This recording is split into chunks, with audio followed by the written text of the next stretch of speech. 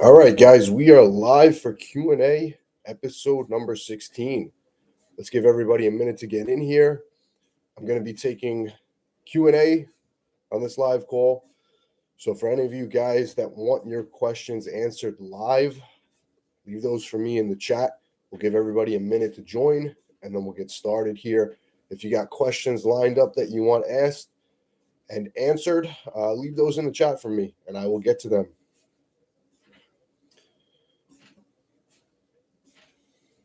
All right, we already got some questions coming through here, so I'll give everybody a minute to get in here, but we're going to get started with the first questions. I'm going to try to bang through these guys as fast as I can, get to as many of these as we can on this call. I'm going to keep it to about 30 minutes today. So let's start with the first question we got here. So first question, can an advanced lifter make gains in a traditional 3-day-a-week full body routine? So this is a question that I was actually asked, I believe, on the last Q&A, and it's a very commonly asked question. Full body training routines are kind of making a bit of a comeback recently. A lot of guys are starting to focus more on basic training routines and methods, which I'm a huge fan of. And I like to see guys focusing on the basics that work, right? Full body training routines are generally thought of as more beginner or even intermediate training plans. Not necessarily the most advanced lifters will do the best with something like full body training routine. But to answer your question, yes, an advanced lifter can definitely utilize full body training, but let me explain to you why it's not always the most ideal situation. And for most advanced lifters, I'm not going to advocate for full body training. And that's simply based on the fact that advanced lifters are much stronger. They can apply a lot more intensity and effort into each and every set in the gym. So what that means is an advanced lifter is generally going to need a lot more warm-up time, just simply because he's a lot stronger. He's going to need a lot more recovery time between sets, between exercises, right? So for an advanced lifter to complete, let's say, a 20 or 30 set full body routine that trains the entire body, it might take him 3 hours to get through a productive session, whereas a beginner or an intermediate even could bang out 20 sets in less than an hour, even, an hour, hour and a half max, right? And that's simply because the beginner and intermediate doesn't require as much recovery time between sets because they can't push those sets as hard, right? And they also are not as strong, so they don't need as much warm-up time. An advanced lifter, if you program him a bench press, a row, a squat, and a deadlift all in one session, he's going to need to warm up for all those sessions, right? For all those exercises. And that's going to take 20, it takes me about 20 minutes just to warm up before I even do bench press. Having to do that between every single exercise in a full body routine is going to result in a very long training session. So while I really like full body training sessions, and I think they're one of the best ways to train for beginners, eventually most people are going to have to graduate from that simply based on the fact that most people aren't going to have time to spend that long in the gym to utilize that type of training routine. They were very popular amongst guys in the early days of training, but if you even look at some of the biggest and strongest lifters that used it, even it was very popular by guys like Reg Park, Steve Reeves. If you look at their training plans, most of them, they were training in the gym for about 3 hours at a time. So unless you get 3 hours to dedicate to training and you're an advanced lifter, full body training is really not going to be ideal. Next question is thoughts on one set 3 times per week. So this is a good question, and I know a lot of this has been floating around lately, basically in the science-based community. A lot of people will compare something like doing 3 sets 1 time a week versus 1 set 3 times per week. And the argument is that 3 sets spread out throughout the week, so 1 set on Monday, Wednesday, Friday, let's say, can produce better hypertrophy effects than doing 3 sets in 1 session, right? And I actually agree with that. The key with any productive training plan is to get the greatest stimulus from the least amount of volume, right? So if you're at a stage where you can benefit from 1 single set in a session, doing those more frequently is going to lead to more growth simply because it's more growth stimulus and opportunities throughout the week more frequently, right? So I make the argument a lot of times for once a week training versus twice a week. If you train a body part once per week and you recover from each one of those sessions, that's about 52 growth stimuluses a year. If you can recover and train that body part twice in a week, you're at over 100 growth stimulus per year, right? Who do you think is going to grow more? Now, the key is obviously the person that trains more and has more growth stimulus throughout the year, but the key is they have to recover from it, right? Now, if you go as low as one single set in a session, most people are not going to have any type of recovery issues training that body part 3 times per week. So one set 3 times per week definitely works better than 3 sets 1 time per week. But the question is one single set enough for you to create a stimulus and grow? And I find if you're a beginner or even an early intermediate, if you haven't been putting in really high intensity, high effort, high quality sets, if we could dial in your form and your technique and your intensity, even training with 1 set can produce some growth stimulus. Is it ideal? In most cases, absolutely not. If you were to take somebody like me and put them on a training plan where we're doing 1 set 3 times per week, no matter how hard or how high effort those sets are for me, I'm going to regress to a certain extent, right? Just because my body has built up a resistance to training, and I'm a very seasoned lifter. So what do I think about 1 set 3 times a week? It's really depending on the individual that uses it more so than anything else. If 1 set is enough to stimulate growth for you and you're a ranked beginner, I'd much rather you see you doing that than do 3 sets 1 time per week.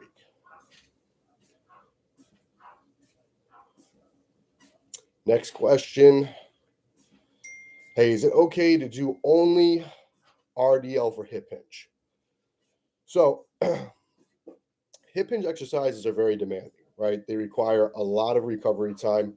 In most cases, programming too many of them, at least in a single session or in a single week, can lead to recovery issues. So generally, when we're talking about a week of programming, which I'm not sure if your question is more so exercise rotation or multiple sessions throughout the week, but to answer both of those questions, I really only like about 1 hip hinge in a program per week. Even if I'm training legs, let's say twice per week, for recovery purposes, I like to have one of those sessions be more focused on hip hinges and the other more on squat patterns. And I think that while you can still train the entire lower body twice per week, having 1 session dedicated to hip hinges is just going to lead to better recovery, right? And you're not missing out on anything by only training it once per week. And in that case, sticking 1 solid hip hinge exercise that you connect with, that you can perform consistently and safely is a great idea. For me, RDLs are number 1 for hip hinges. And if I only have 1 hip hinge in my training routine, it is absolutely the RDL. Now, is there benefits to using other hip hinges? Yes. And the way I would go about programming that is I would basically rotate through them. I wouldn't program them at the same time. I wouldn't put them in the same training plan. But those are exercises that I would kind of interchange throughout each block. So once I kind of run my RDLs into the ground where you're feeling a bit rusty, I'm not getting a great connection with them right now, I'll rotate them out for something like, let's say, a stiff leg deadlift, and then rotate those back in.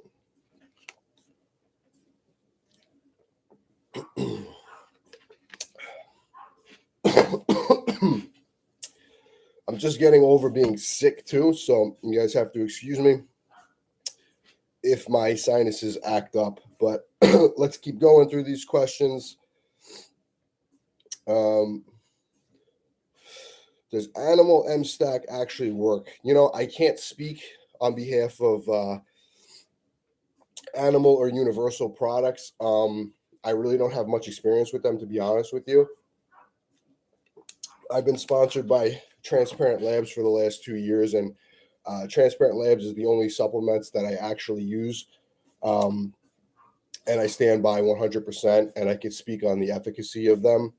I will say if you're in the market for any high-quality supplement, they are absolutely the number 1 go-to. I use the basics every single day: whey protein, creatine monohydrate. I also supplement with essential amino acids during my workout, carb powder. And really, I'm just a big fan, as you guys know, with everything I do with the basics. And you can't get better high-quality basic supplements than Transparent Labs. So 100%, that would be my go-to for sure. Next question is, in 9 months out from a bicep tendon repair, What would be the best way to rebuild my biceps? Well, I could say on a case, it's, with an injuries, it's always a case by case basis, right? I don't like doing anything with a predetermined plan. Of course, you're going to have to get your tendon repair and then go from there. But obviously, follow the advice of your doctor and who you're working with. I wouldn't look for general advice on the internet for something like that. It's always going to be a case by case basis on how to rebuild that properly.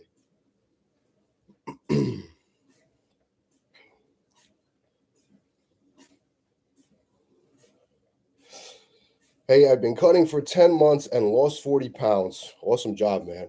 But still don't see my six pack. What do I do? Well, I can't really answer that question without knowing what your body fat percentage is now and how much more body fat you still have to lose. If you needed to lose 100 pounds, let's say, and you lost 40 pounds, obviously the answer to that question is you got to lose the other 60 pounds, right? Not knowing what your body weight is and your body fat percentage, I'm just going to tell you that if you can't see your six pack or you can't see your abs yet, it just simply means you're not lean enough to see the definition of your abs. And most people severely underestimate how much body fat they actually have to lose to be able to have a visible six pack. So I'll say, without knowing anything else, keep going. You just need to get leaner.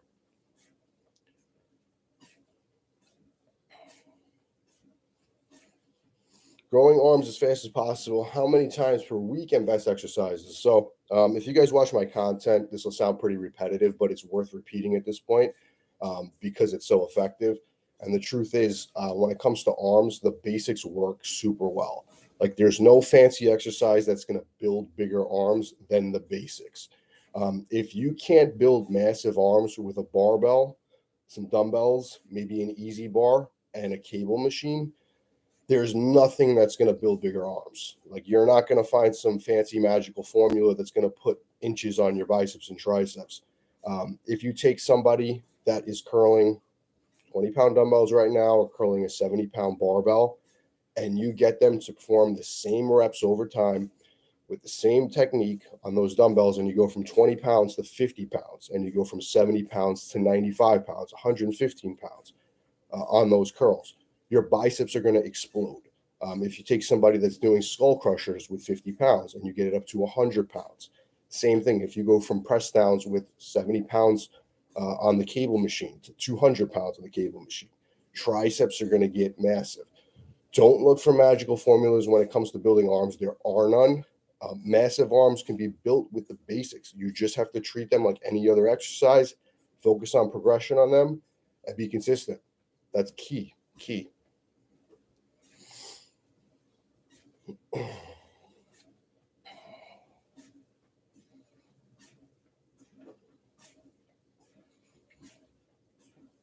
To answer the rest of your questions, actually, how many times per week? I always say that twice per week is going to be ideal for most body parts. And if you could fit in 2 sessions per week for arms, you're probably going to get the max benefit out of them. And even if you could do 3, you might not necessarily be getting anything more out of it. I'd rather see you be consistent with 2 times per week and focusing on progression than just to simply go in there and train 3 times per week just for the sake of it.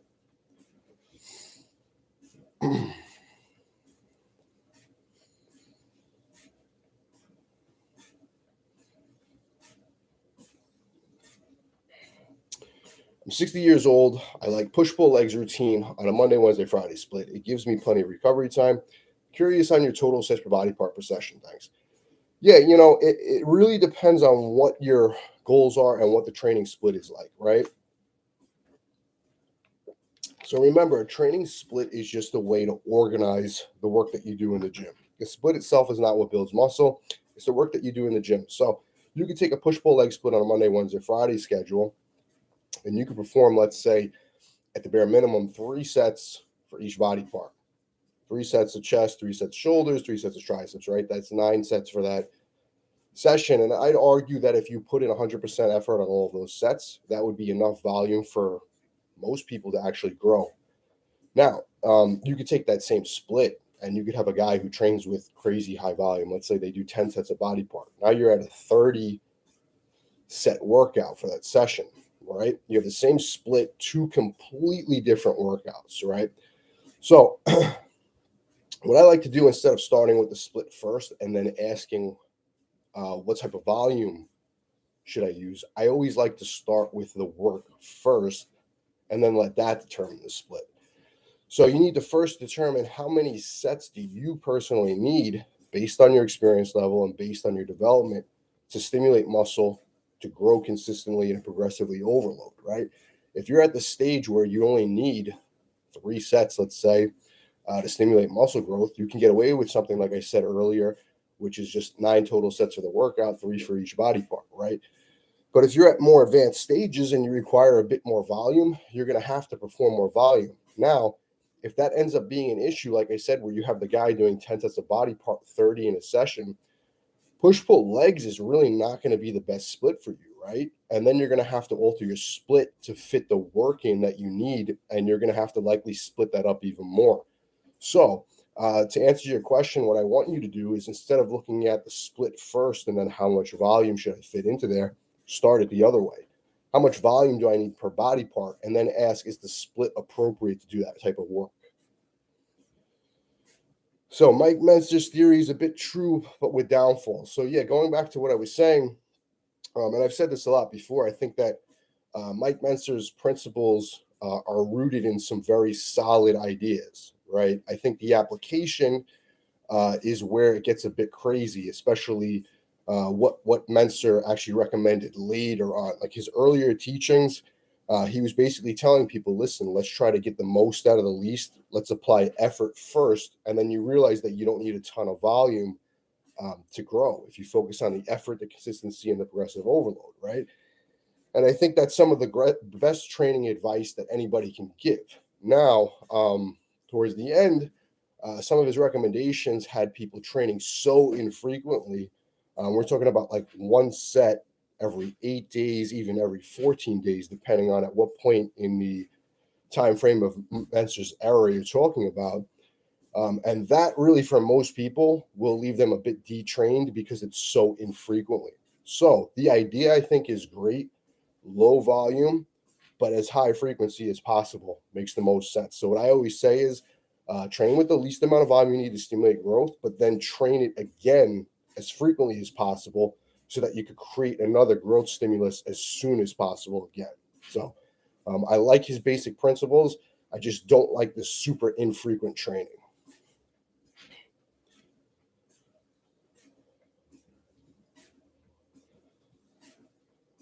So Devin says, Peter, I appreciate you posting all these great videos. Absolutely, man. I'm happy to help. Question is 2 people, 1 high volume, 1 low volume, both increase presses by 25%. They'll gain the same amount of muscle. So this is a great question, and it's one that I've spoken about a lot before too. So with anybody, now obviously there's a bit of nuance here, and the nuance is really going to be based on what type of rep ranges we use and what type of intensity we train with, right? But let's kind of remove that for the sake here of talking about a scenario, right? Because this isn't real life. This is just a scenario. In this scenario, will they gain the same amount of muscle? Yes. So that's something that I speak about a lot because a lot of people are focused on the X's and O's, right? And they're like, what will build a bigger chest? Should I be doing sets of 10? Should I be doing sets of 15? Should I be doing, 10 sets a week? Should I be doing 5 sets a week? What I always say is, if I have 2 guys, they both bench press 135 pounds for 10 reps, right? They're the same body weight, same height, same muscle mass. If I get one guy benching with 5x5, and I could get him up to a 315 bench in a couple of years, we never use a different method. I take the other guy and we use a high volume approach where we're doing, let's say we're doing 4 sets of 8 to 12, right? And I get him to a 315 bench, right? That progression from a 135 bench to a 315 bench, let's say technique was never altered, they're doing it the exact same way, that's going to build that muscle tissue, right? And at that point, it doesn't matter what method they use to get there. It's the progression that got them there. Now, to answer your question, yes, same amount of muscle, and that's going to be the key. And that's why I always strive to tell people focus on progression rather than the X's and O's to get there. But there's obviously some nuance there. Now, if you had one guy just doing single repetitions, focusing on technique, he's going to gain a lot more neurological efficiency with that exercise, right? Because a lot of strength is technique based, right? And that technique can be built without actually adding new muscle tissue.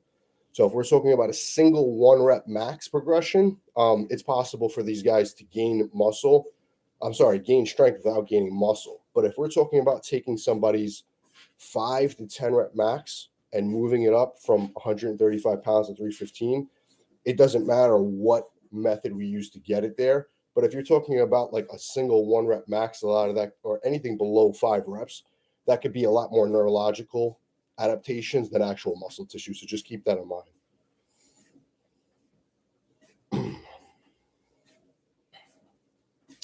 At 45, I feel better training each body part every 72 hours, but I go pretty hard.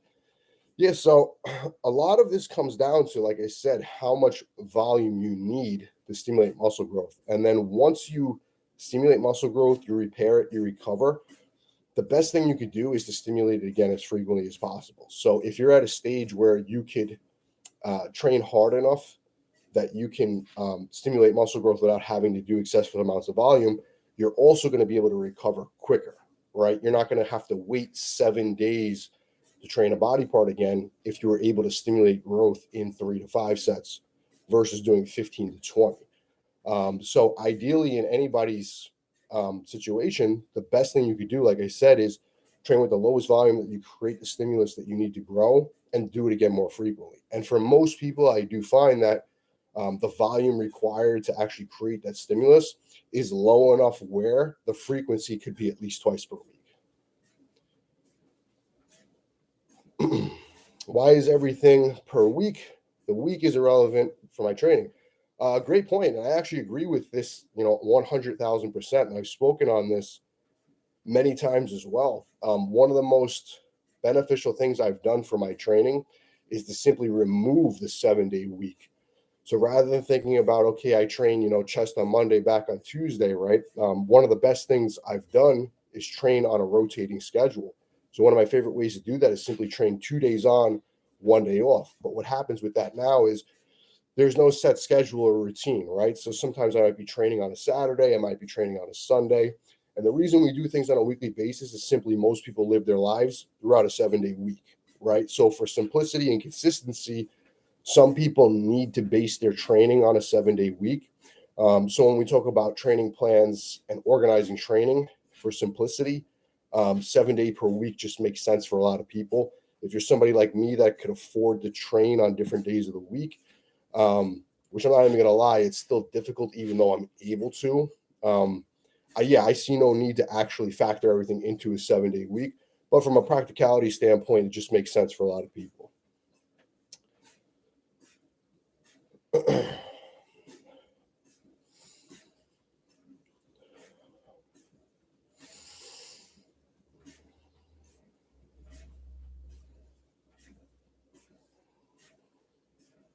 All right, let's try to get through some more of these questions. We got a lot in here.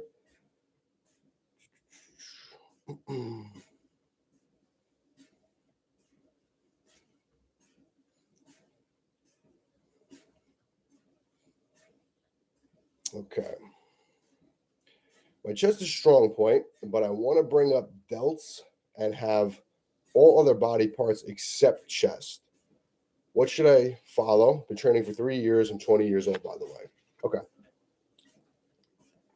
So with any strong body part or a body part that you want to kind of just put on maintenance, the cool thing is strong body parts are ones that generally develop quicker for you than anything else, generally respond to a very low volume, low stimulus of training, right? That's the reason why it develops so quickly for you in the first place.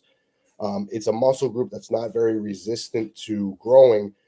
So for most people, when you have like a strong body part that kind of just grows very easily, you could pretty much do anything and it will still grow, right? So if you're at that point now where other body parts are lagging and you want to bring those up to match your development, what you can do is, and one of the best things you can do is kind of put that body part in maintenance mode, right? Now, those body parts that grow pretty well, maintenance mode for them is like almost no training, Like you can literally, as a general rule of thumb, cut the volume or the frequency in half and still maintain it. So let's say right now you're doing 10 sets for that body part, whether that's in one session or it's 2 sessions spread throughout the week.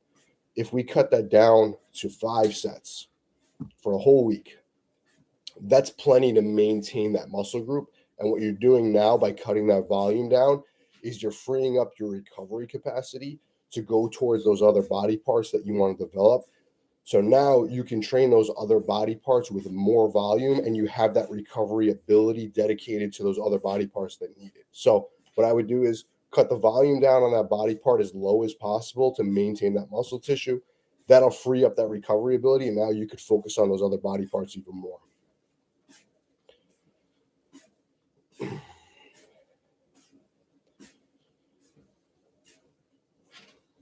Hey, Pete, what do you think about Serge Nubret's training regimen? Chest with quads, back with hamstrings, shoulders and arms with calves. So if anybody's followed my content for a long time, you've probably heard me say that name a bunch of times. Serge Nubret is one of my favorite old school bodybuilders, and I actually was able to converse with him quite often over the internet before he passed away, unfortunately. And he had some really unique training methods. And I followed his training routine for a couple of years, actually, and I learned a lot about training volume and frequency because he was one that really pushed the limitations in terms of how much volume you would do in a session. And he had a very unique way of combining body parts. So Serge's logic was basically he would train the entire front side of his body in one session. So he would do the chest and the quads in one session, and then he would train the back in the next session. So he would do the back and the hamstrings, right? Then he'd have a day dedicated to shoulders and arms. I think that is a pretty unique way of doing things. Is it the ideal way to do it? No. But really the ideal way to do things is going to be based on what your goals and needs are. So for me personally, if I need to bring up my chest and my quads in one, just in general, like those are body parts I want to grow, training them both in one session is probably not going to be the way to do it, right? Because I want to be able to train those body parts fresh and apply as much energy and effort to them as possible. So leg day is going to be mandatory for me to have on its own day. I don't want to train chest first and then do quads. Now, going back to what we talked about, weak points and strong body parts. Let's say that chest was a weak point that I want to bring up, and my quads are already a strong point. I'm putting them on maintenance mode. That would be an excellent training program to follow because I'm going to train my chest while it's fresh. And then my quads, I'm just going to do some maintenance work in that session. When I come in the next day, I could focus on body parts that might need a bit more attention, right? And they could train those fresh. So do I think it's a good plan? I mean, I really enjoyed training his methods 100%. And I think everybody should experiment with training over the years and kind of find what they really enjoy doing and how their body responds. And I learned a lot from that training plan. But as far as if it's the ideal method for you, it's really going to depend on what your weak points are.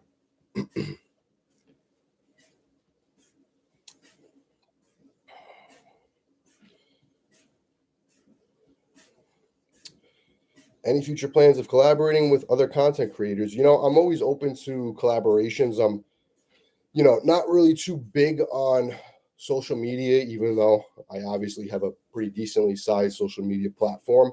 I kind of utilize it mostly to provide you guys with information and kind of just talk about my experience. But I'm always happy to collaborate with like-minded guys on here. So if you guys ever want to see me collaborate with anybody specifically, drop a comment below now or just in general. Let me know who you guys would like to see me collaborate with. And if you follow them as well, feel free to reach out to them and let them know you want to see them collaborate with me. I'd be happy to set something up for you guys for sure. What method do you use to estimate maintenance calories? So, good question. A lot of times people use general calculators, right? Like calorie calculators, calorie tracking apps. If you download the latest calorie tracking app, you put in your body weight, it's going to spit out some maintenance calories for you, right? And then there's formulas, body weight times X, right? And I think all these could be a good starting point, but I don't like to use any generic formulas for anything. So what I like to do is for anybody, The way to find your maintenance calories, simply track your caloric intake for about 3 days, right? So get a calorie tracking app. Just input everything you eat for 3 days. Take the average over those 3 days. And if you're not currently gaining weight and that's maintaining your weight, that average calorie intake over those 3 days, that's your maintenance calories.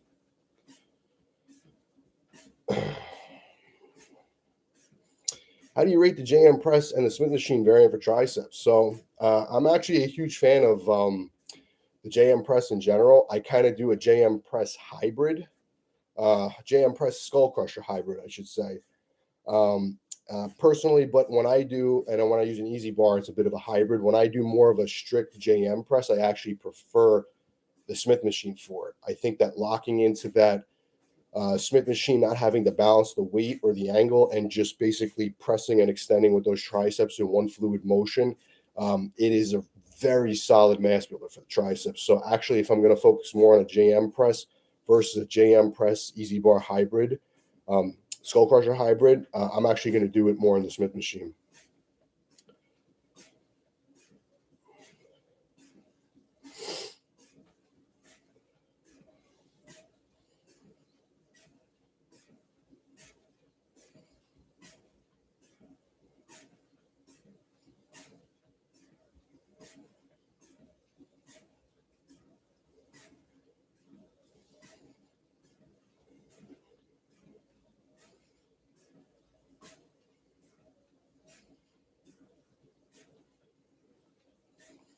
So are something like barbell shrugs worth doing for upper back development, or are barbell rows and chest supported rows enough for overall upper back and trap growth? So I would say that about 90% of your trap development is actually going to come down to your compound lifts. And that involves, like you said, your rows, your high rows, your low rows, your vertical pulls, your horizontal pulls, and even your presses. You know, your traps are involved in every single upper body movement you do to a certain degree. Now, shrugs are about 10% icing on the cake. You know, if you have great trap development, you have great trap genetics, you might never ever need to do any type of shrug movement, and you're going to have massive traps, provided that you get super strong and you focus on progression on those compound lifts. Now, I'm somebody with decent trap development. I still do shrugs, kind of just like I said, the icing on the cake. But I will literally, like right now, I'm doing about 15 or 16 sets of compound back exercises per week. I'm doing, you know, about 6 to 10 pressing exercises per week. And then when it comes down to shrugs, I'm literally doing 3 sets a week on shrugs, one exercise, right? So most people either overtrain traps or completely undertrain it. I like to just take the approach of letting the compounds do the heavy lifting, and then the shrugs just be the icing on the cake to kind of fill in the gaps and make sure that we're doing some direct work for that muscle group. It's not a body part that needs a ton of attention, however. And again, if you're genetically gifted in that area, those compound lifts are going to be more than sufficient on its own. Kind of like abs. I've talked about this a lot. I haven't done a crunch or an ab exercise since I'm in high school, and my ab development is very sharp. It's just a matter of getting lean enough for me to see them visibly. And again, because the compounds take care of 90% of that for me. When training very hard and intense, how many rest days should you take? So I always say this for as a general rule of thumb, for 99% of guys, training 3 to 5 days per week is going to be ideal. As far as rest days needed, I would say, again, 99% of the population, 2 rest days per week at the minimum is going to be ideal. Training 6 days per week, yeah, some guys get away with it. I even know guys that train 7 days per week that thrive on it. But we're talking about anomalies. We're not talking about the average person. I've tried every single routine and method under the sun in the last 21 plus years. For me, if I train any more than 5 days per week, doesn't matter what I'm doing in the gym, I'm just not recovering and I'm not growing. So I would say, as a hard rule, most people should give themselves at least 2 sessions, 2 days per week where they're not training and they're fully recovering.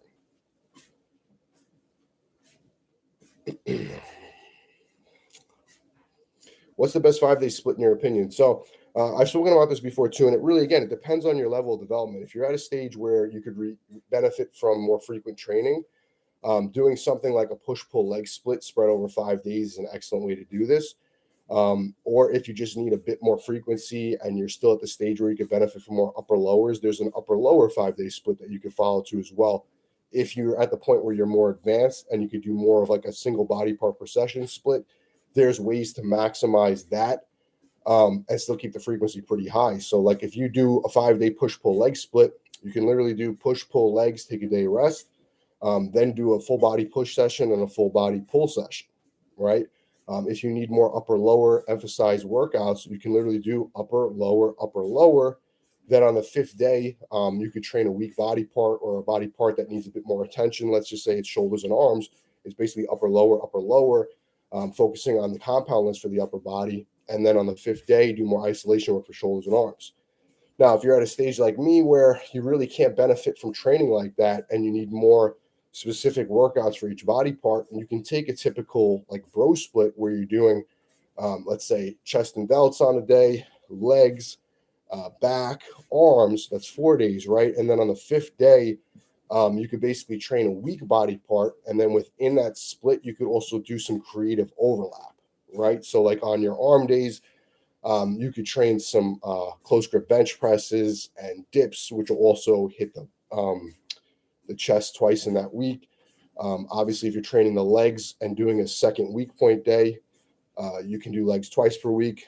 Back day, you can incorporate, when you do, let's say, chest and shoulders, you could do some indirect work for the back and the upper traps and rear delts on shoulder day, and you're going to get that higher frequency approach as well.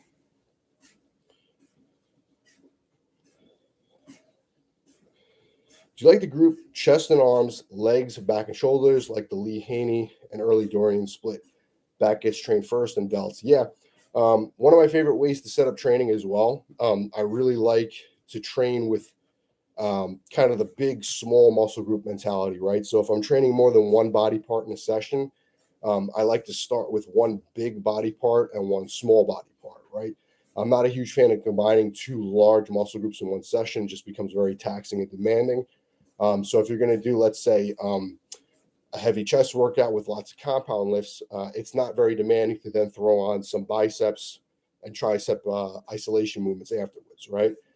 Same thing, if you're doing your heavy compound back movements, to throw in some more isolation work for the side, the rear delts, even the front delts, not very demanding. So yeah, it's a great way to set up your training. I really like pairing one big body part, one more intense body part to train with one less intense, smaller muscle group to train.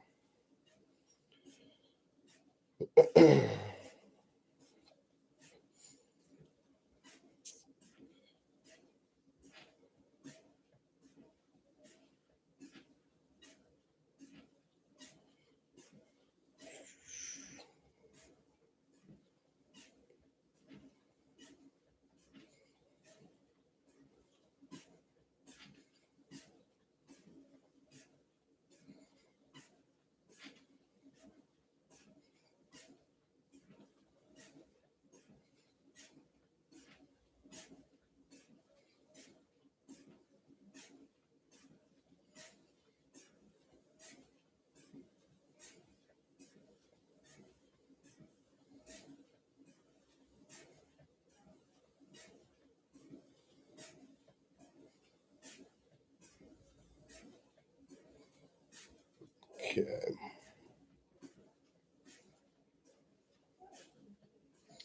So, hi, Peter. I purchased your system. In the torso and limb split, I noticed that arms are trained before legs. In the limb day, can you explain why? Yeah, so the torso and limb split, one of my favorite ways to train if your goal is to be in the gym 4 days per week, and especially if you want to develop more arm size specifically, right? So the torso and limb split is basically what I would consider the bodybuilding variation of the upper lower split. So upper lower split training is really not a bodybuilder specific training routine, even though a lot of people today utilize it as such. Upper lower training is really utilized by strength athletes, powerlifters, sports specific training programs, and for a great reason, right? In those types of sports, you're focused on developing your skill and your general strength. So you're not going to be doing a ton of isolation movements, and you're basically going to be training the body as an entire unit. So you're basically just splitting up your upper body and your lower body. But But what happens is, from a bodybuilding standpoint, when you combine all those upper body muscle groups in one session and you're trying to develop each of them, for aesthetics and just muscular development, it's very easy to neglect the smaller muscle groups, like let's say the biceps, triceps, and even the delts, right? So if you take the standard upper lower split and try to apply it for bodybuilding, if we simply train the chest, the back, and the shoulders, and instead of going right into the biceps and tricep works at the end of the session, if we cut the workout there, then the next day we come back in the gym and it's leg day. Before leg day, if we finish off the upper body work that we cut early in that session, we can now train those body parts and those exercises more productively, right? Because we're doing them fresh. And I would say that for most people who lack arm development that follow a typical upper lower split, the reason is because by the time you get up to your arm training, you're already so fatigued from those heavy compound lifts that you put no effort or intensity into your arm training. So simply finishing that session now and then coming in the next day and training biceps and triceps while they're fresh, you get a greater stimulus to those muscle groups, but you're also not taxing yourself to the point where you can't do a heavy leg workout after, because bicep and tricep work is not very demanding, but you want to do it from a state of being high quality, high effort. So moving them to the leg day is really a great setup, especially for guys that want to build bigger arms. I would never recommend trying to bring up a leg and muscle group by training it at the end of a session, always first in the session or on its own day. All right, guys, we're going to get to like 2 more questions and then we're done. So let me try to get to the best couple questions here. If I can't get to your question, guys, I apologize. I'll get to it on the next call. But just to end this out, let's get the best 2 questions here that'll help the most people.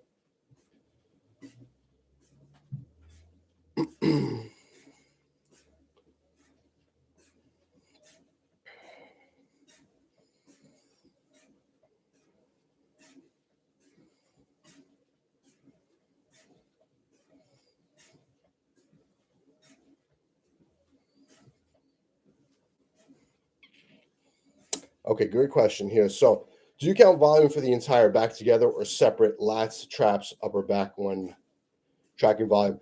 So personally, I split the volume up.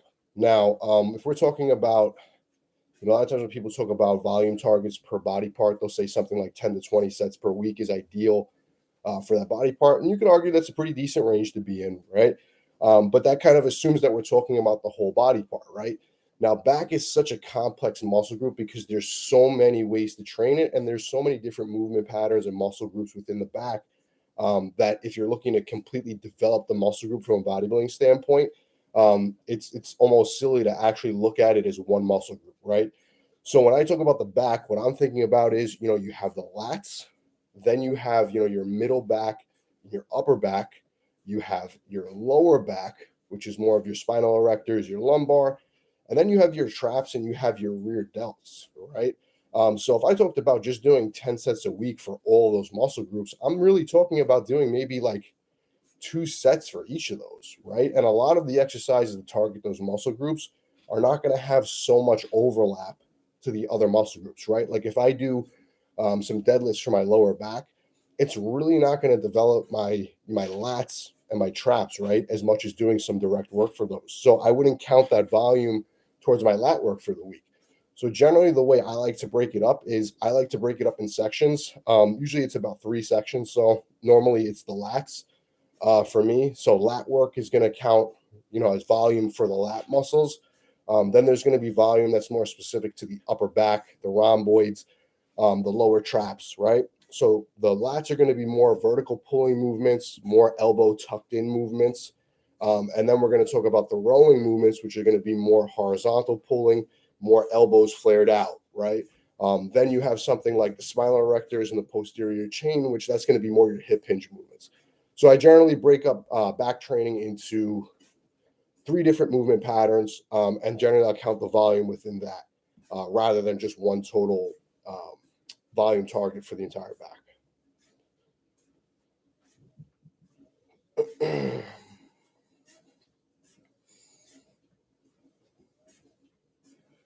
All right, last question here, guys, and then I'm going to close this out.